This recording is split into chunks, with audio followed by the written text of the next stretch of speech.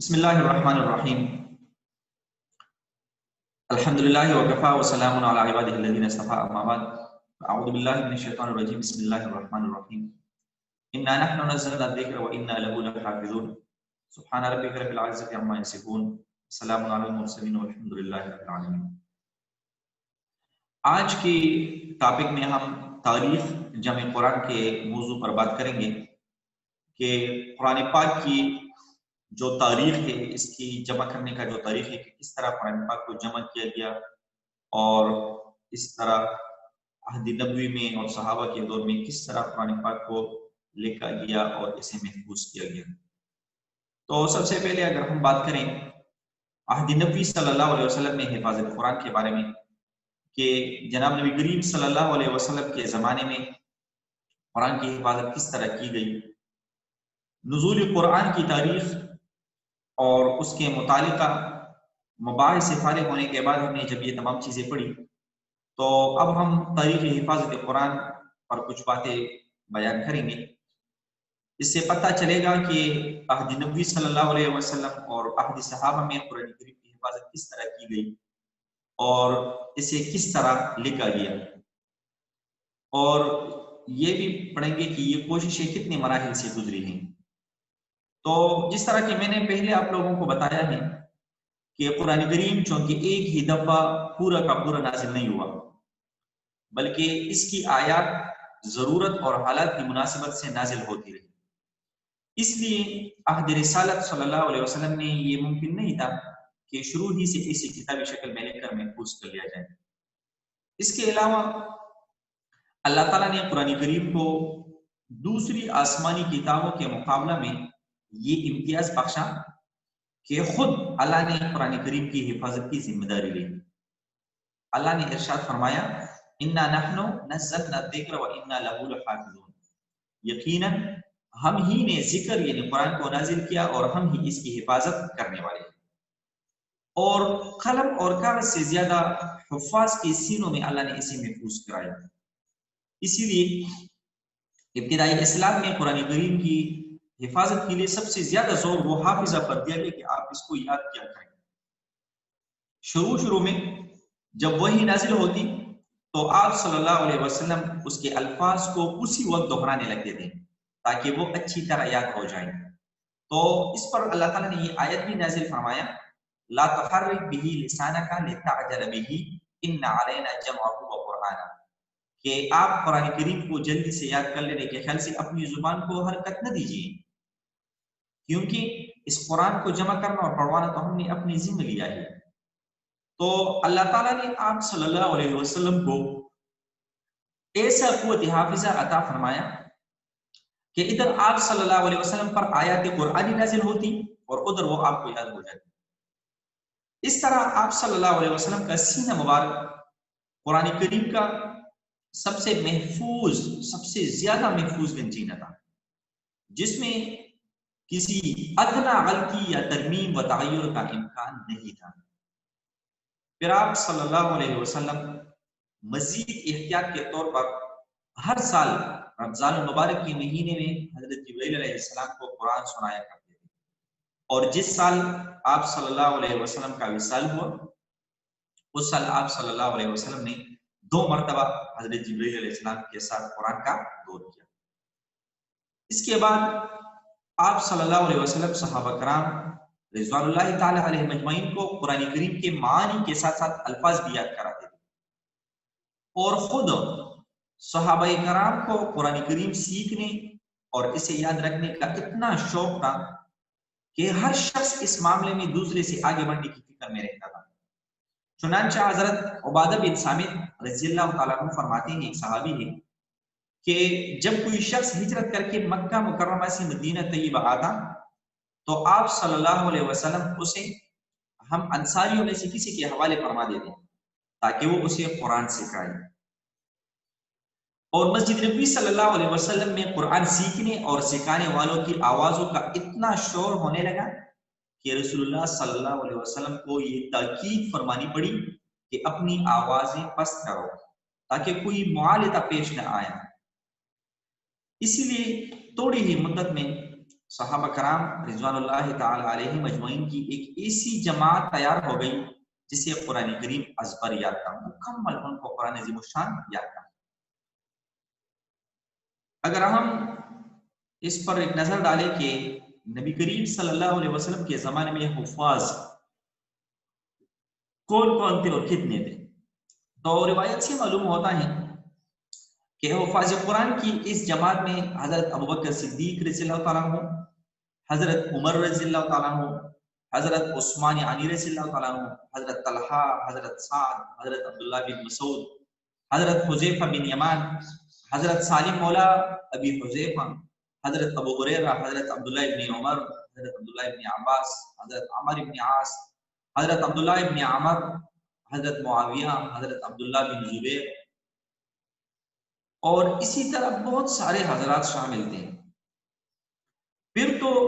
یہ تو ان صحابہ کرام کے نام ہیں جو حافظ قرآن کی حیثیت سے روایت میں محفوظ رہ گئے، بہت سارے نام اور بھی ہیں، ورنہ ایسے صحابہ کرام تو بے شمار ہوں گے جنہوں نے پورا قرآن کریم یاد کیا تھا لیکن ان کا نام روایت میں محفوظ نہیں رہ سکتا۔ اس کی دلیل غزوہ بئر معونہ سے ملتی ہے جس میں 70 قریش صحابہ کرام وہ شہید ہو گئے جن کو قرآن کریم یاد کی، اور جنگ یمامہ کے موقع پر تقریباً 700 حفاظ کرام وہ شہید ہوئے۔ یہ تو صرف ان صحابہ کرام کا ذکر ہے جن کو پورا قرآن کریم یاد تھا، اور ایسے صحابہ کا تو کوئی شمار ہی نہیں جنہوں نے قرآن کریم کے متفرق حصے یاد کر رکھے تھے۔ کسی نے آدھا یاد کیا تھا، کسی نے چوتھائی یاد کیا تھا، کسی نے تہائی یاد کیا تھا۔ غرض ابتدائی اسلام میں قرآن کریم کی حفاظت کے لیے بنیادی طریقہ وہ یہی اختیار کیا گیا کہ قرآن کریم کو سینے میں محفوظ کر لیا جائے۔ اگر ہم دیکھیں کہ رسول اللہ صلی اللہ علیہ وسلم کے زمانے میں کتابت قرآن کی کیا صورتحال تھی، قرآن کی لکھنا، رائٹنگ آف دی قرآن، تو حفاظت قرآن کا اصل مدار اگرچہ حافظہ پر تھا، لیکن اس کے ساتھ آپ صلی اللہ علیہ وسلم نے قرآن کریم کی کتابت کا بھی اہتمام فرمایا۔ کتابت کا طریقہ کار حضرت زید بن ثابت رضی اللہ تعالیٰ عنہ نے یہ بیان فرمایا کہ میں رسول اللہ صلی اللہ علیہ وسلم کے لیے وحی کی کتابت کرتا تھا۔ جب آپ صلی اللہ علیہ وسلم پر وحی نازل ہوتی تو آپ صلی اللہ علیہ وسلم کو سخت گرمی لگتی۔ جب آپ صلی اللہ علیہ وسلم سے یہ کیفیت ختم ہو جاتی تو میں مونڈی کی کوئی ہڈی یا کسی اور چیز کا ٹکڑا لے کر خدمت میں حاضر ہوتا، آپ صلی اللہ علیہ وسلم لکھواتے رہتے اور میں لکھتا جاتا۔ جس طرح ڈکٹیشن ہم کرتے ہیں، ڈکٹیشن املا، تو آپ صلی اللہ علیہ وسلم املا پڑھتے اور زید ضرور کہتے کہ میں لکھتا جاتا، یہاں تک کہ جب میں لکھ کر فارغ ہوتا تو آپ صلی اللہ علیہ وسلم پھر فرماتے پڑھو، جو آپ نے لکھا ہے پڑھو، میں پڑھ کر سناتا۔ تو کہتے کہ اگر اس میں کچھ تبدیلی ہوتی تو آپ صلی اللہ علیہ وسلم اس کی اصلاح فرما دیتے اور پھر اسے لوگوں کے سامنے لے آتے۔ تو اگر ہم کاتبین وحی کو دیکھیں جو وحی لکھنے والے ہیں، تو وحی لکھنے کا کام صرف حضرت زید بن ثابت رضی اللہ تعالیٰ عنہ ہی کے سپرد نہ تھا، بلکہ آپ صلی اللہ علیہ وسلم نے بہت سے صحابہ کرام کو اس مقصد کے لیے مقرر فرمایا تھا جو حسب ضرورت کتابت وحی کے فرائض انجام دیتے تھے۔ کاتبین وحی کی تعداد روایات میں تقریباً 46 تک شمار کی گئی ہے، لیکن ان میں جو سب سے زیادہ مشہور وہ یہ حضرات ہیں: حضرت ابوبکر صدیق رضی اللہ تعالیٰ عنہ، حضرت عمر رضی اللہ عنہ، حضرت عثمان رضی اللہ عنہ، حضرت علی رضی اللہ تعالیٰ عنہ، حضرت ابی بن کعب رضی اللہ تعالیٰ عنہ، حضرت عبداللہ بن ابی سرحہ رضی اللہ تعالیٰ عنہ، حضرت زبیر بن عوام، حضرت خالد بن سعید بن العاص، حضرت ابان بن سعید بن العاص، حضرت حنزلہ بن ربیع، حضرت موقیب بن ابی فاطمہ، حضرت عبداللہ بن ارقم الزہری، حضرت شرحبیل بن حسن، حضرت عبداللہ بن رواحہ، حضرت معاویہ بن ابی یوسف، حضرت زید بن ثابت رضی اللہ تعالیٰ عنہ وغیرہ جتنے اور بھی بہت سارے صحابہ کرام یہ مشہور ہیں۔ حضرت عثمان رضی اللہ تعالیٰ عنہ فرماتے ہیں کہ آن حضرت صلی اللہ علیہ وسلم کا معمول یہ تھا کہ جب قرآن کریم کا کوئی حصہ نازل ہوتا تو آپ صلی اللہ علیہ وسلم کا دبی وحی کو ہدایت بھی فرما دیتے تھے کہ اسے فلاں صورت میں فلاں فلاں آیت کے بعد لکھا جائے. چنانچہ اسے آپ صلی اللہ علیہ وسلم کی ہدایت کے مطابق لکھ لیا جاتا تھا. تو اس سے ہمیں یہ پتہ چلتا ہے کہ جو موجودہ ترتیب ہے یہ رسول کریم صلی اللہ علیہ وسلم کے بتائے ہوئے طریقے کے مطابق لکھا گیا ہے. اب اگر ہم اس بات کا جائزہ لیں کہ قرآن کریم کس چیز پر لکھا جاتا تھا، کس چیز پہ قرآن کریم کو اسی زمانے میں لکھا جاتا تھا، کیونکہ کاغذ کا تو کوئی کنسیپٹ نہیں تھا اس زمانے میں. تو اس زمانے میں چونکہ عرب میں کاغذ وہ کمیاب تھا، موجود نہیں تھا،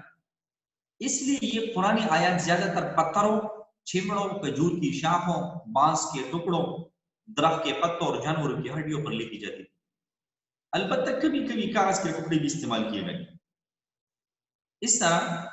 عہد رسالت صلی اللہ علیہ وسلم رسول اللہ مبارک کے زمانے میں قرآن کریم کا ایک نسخہ تیار ہو گیا تھا جو آن حضرت صلی اللہ علیہ وسلم نے اپنی نگرانی میں لکھوایا تھا. اگرچہ وہ کتابی شکل میں نہ تھا بلکہ متفرق پارچوں کی شکل میں تھا. اس کے ساتھ ہی بعض صحابہ کرام رضوان اللہ تعالی علیہم اجمعین بھی اپنی یادداشت کے لیے قرآن کریم کی آیات اپنے پاس لکھ لیتے تھے، اور یہ سلسلہ اسلام کے بالکل ابتدائی دور سے جاری تھا، جس کی شہادت حضرت عمر رضی اللہ تعالیٰ عنہ کے قبول اسلام کے واقعے سے ملتی ہے، جس میں حضرت حباب بن عرب رضی اللہ تعالیٰ عنہ ایک صحیفہ میں سے دیکھ کر حضرت عمر رضی اللہ عنہ کی بہن اور بہنوئی کو قرآن پڑھا رہے ہیں. تو اس کے علاوہ متعدد روایات سے معلوم ہوتا ہے کہ صحابہ کرام نے انفرادی طور پر اپنے پاس قرآن کریم کے مکمل یا نامکمل نسخے کو رکھے تھے. پھر رسول اللہ مبارک کے زمانے کے بعد اگر ہم جائزہ لیں ابوبکر صدیق رضی اللہ تعالیٰ عنہ کے عہد کا، تو زمانہ رسالت میں قرآن کریم کے جتنے نسخے لکھے گئے تھے وہ متفرق اشیاء پر لکھے ہوئے تھے. کوئی آیت چمڑے پر، کوئی درخت کے پتے پر، کوئی ہڈی پر، عموماً مکمل نسخے نہیں تھے. کسی صحابی کے پاس ایک سورت لکھی ہوتی تھی، کسی کے پاس 10 سورتیں اور کسی کے پاس صرف چند آیات، اور بعض صحابہ کے پاس آیات کے ساتھ تفسیری جملے بھی لکھے ہوتے تھے. اس بنا پر حضرت ابوبکر صدیق رضی اللہ تعالیٰ عنہ نے اپنے عہد خلافت میں یہ ضروری سمجھا کہ قرآن کریم کے ان منتشر حصوں کو یکجا کر کے محفوظ کر دیا جائے. انہوں نے یہ کارنامہ جس طرح انجام دیا تو اس کی تفصیل حضرت زید بن ثابت رضی اللہ تعالیٰ عنہ نے اس طرح بیان فرمائی کہ جنگ یمامہ کے فوراً بعد حضرت ابوبکر رضی اللہ تعالیٰ عنہ نے ایک روز مجھے پیغام بھیج کر بلوایا. تو کہتے ہیں کہ میں ان کے پاس پہنچا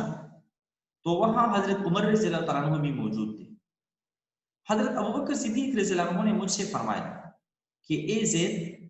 عمر نے ابھی آ کر مجھ سے کہا کہ جنگ یمامہ میں حفاظ کی ایک بڑی جماعت شہید ہو گئی. اگر اسی طرح حفاظ شہید ہوتے رہے تو یہ اندیشہ ہے کہ کہیں قرآن کریم کا ایک بڑا حصہ ناپید نہ ہو جائے، کیونکہ صحابہ کو قرآن یاد تھا. لہٰذا اب میری اور حضرت عمر کی رائے یہ ہے کہ قرآن کریم کو جمع کیا جائے. اے زید، تم نوجوان اور سمجھدار آدمی ہو، ہمیں تمہارے بارے میں کوئی بدگمانی نہیں ہے. تم رسول اللہ صلی اللہ علیہ وسلم کے سامنے کتابت وحی کا کم بھی کرتے رہے ہو، لہٰذا تم قرآن کریم کی آیتوں کو تلاش کر کے انہیں جمع کرو. تو حضرت زید بن ثابت رضی اللہ تعالیٰ عنہ فرماتے ہیں کہ خدا کی قسم، اگر یہ حضرات مجھے کوئی پہاڑ ڈوبنے کا حکم دیتے تو مجھ پر اس کا اتنا بوجھ نہ ہوتا جتنا جمع قرآن کے کام سے ہوا. میں نے ان سے کہا کہ آپ وہ کام کیسے کر رہے ہیں جو رسول اللہ صلی اللہ علیہ وسلم نے نہیں کیا؟ حضرت ابوبکر صدیق رضی اللہ عنہ نے فرمایا خدا کی قسم یہ کام بہتر ہی بہتر ہے. اس کے بعد حضرت ابوبکر صدیق رضی اللہ عنہ مجھ سے بار بار یہی کہتے رہے یہاں تک کہ اللہ تعالیٰ نے میرا سینہ اسی رائے کے لیے کھول دیا جو حضرت ابوبکر صدیق و عمر رضی اللہ عنہ کی رائے تھی. چنانچہ میں نے آیات قرآنیہ کو جمع کرنا شروع کیا جو کھجور کی شاخوں، پتھر کی تختیوں اور لوگوں کی سینوں میں محفوظ تھے. تو وہاں سے حضرت زید رضی اللہ عنہ فرماتے کہ میں نے آیات قرآنیہ کو جمع کرنا شروع کیا. حضرت زید رضی اللہ عنہ نے اس کام کو پورے خلوص و محنت کے ساتھ انجام دیا. انہوں نے احتیاط کے پیش نظر اس وقت تک کوئی آیت قبول نہیں کی جب تک اس پر تحریری اور زبانی شہادتیں نہیں مل گئیں. اس کے علاوہ آپ صلی اللہ علیہ وسلم نے قرآن کریم کی جو آیات اپنی نگرانی میں لکھوائے تھے وہ مختلف صحابہ کے پاس محفوظ تھے. تو حضرت زید رضی اللہ عنہ نے انہیں ایک جگہ آپ نے انہیں جمع کیا تاکہ نیا نسخہ ان سے نقل کیا جائے، اور یہ اعلان کر دیا گیا کہ جس شخص کے پاس قرآن کریم کی کوئی بھی آیت لکھی ہوئی موجود ہو وہ حضرت زید کے پاس لے آئے. اور جب کوئی شخص ان کے پاس قرآن کریم کی کوئی لکھی ہوئی آیت لے کر آتا تو حضرت زید رضی اللہ عنہ 4 طریقوں سے اس کی تصدیق کرتے تھے. نمبر فرسٹ، سب سے پہلے وہ اپنی یادداشت سے اس کی توثیق کرتے تھے کہ یہ آیت میں نے لکھی ہے یا نہیں لکھی. سیکنڈ، پھر حضرت عمر رضی اللہ عنہ جو اس کام میں ان کے ساتھ تھے ان سے توثیق کراتے تھے، ان سے کنفرم کراتے تھے. تھرڈ، اور کسی 2 قابل اعتماد گواہوں سے اس کی تصدیق کرتے تھے کہ قابل اعتماد گواہ ہوں وہ اس کی تصدیق کرے کہ یہ آیت رسول اللہ صلی اللہ علیہ وسلم نے لکھوائی ہے. اور نمبر 4، اور صحابہ کے پاس چھمڑوں اور پتھروں پر لکھی ہوئی آیت سے اس کی چھانبین کرتے کہ اور صحابہ کرام کے پاس جو آیت لکھی ہوتی تو وہ ان کے ساتھ کمپیریزن کرتے اور اس طرح اس کی چھانبین کرتے. تو اس طریقہ سے کام کو انجام دینے کا مقصد یہ تھا کہ قرآن کریم کا نیا تیار ہونے والا نسخہ میں زیادہ سے زیادہ احتیاط سے کام لیا جائے اور صرف حافظہ پر اکتفا کرنے کی بجائے بعینی ہی ان آیات سے نقل کی جائے جو آپ صلی اللہ علیہ وسلم کے سامنے نقل کی گئی. بہرحال حضرت زید بن ثابت رضی اللہ تعالیٰ عنہ نے اس زبردست احتیاط کے ساتھ آیات قرآنی کو جمع کر کے کاغذ کے صحیفوں پر مرتب شکل میں تحریر فرمایا، لیکن ہر صورت علیحدہ صفحے پر لکھی گئی. اس لیے یہ جو نسخہ تھا یہ بہت سی صحیفوں پر مشتمل تھا. حضرت ابوبکر رضی اللہ عنہ کی لکھوائی ہوئی یہ صحیفے آپ کی حیات میں آپ کے پاس رہیں، پھر حضرت عمر رضی اللہ تعالیٰ عنہ کے پاس رہے. حضرت عمر رضی اللہ تعالیٰ عنہ کی شہادت کے بعد ان کی وصیت کے مطابق انہیں ام المومنین حضرت حفصہ رضی اللہ تعالیٰ عنہ کے پاس منتقل کر دیا گیا. اس نسخے کی خصوصیات یہ تھی، پہلی یہ کہ اس نسخہ میں آیات قرآنی تو آپ صلی اللہ علیہ وسلم کی بتائی ہوئی ترتیب کے مطابق مرتب تھی، لیکن صورتیں مرتب نہ تھی، ہر صورت الگ الگ لکھی ہوئی تھی. دوسری یہ کہ اس نسخہ میں 7 قرأتیں جمع تھی، 7 جو قرأتیں تھی وہ تمام 7 قرأتیں اس نسخہ میں جمع تھی. تیسری، یہ نسخہ خط ہیری میں لکھا گیا تھا. یہ ایک ترتیب ہے، رائٹنگ سٹائل ہے. جس طرح ہمارے پاس فنڈز ہیں نا، تو عربی میں یہ ایک مشہور فنڈ ہے خط ہیری جس کو کہا جاتا ہے، خط ہیری. اور چونکہ اس میں صرف وہ آیتیں درج کی گئی تھی جن کی تلاوت منسوخ نہیں ہوئی. تو اس کے بعد پھر ابوبکر صدیق اور عمر رضی اللہ عنہ کے بعد جب حضرت عثمان رضی اللہ تعالیٰ عنہ کا دور آیا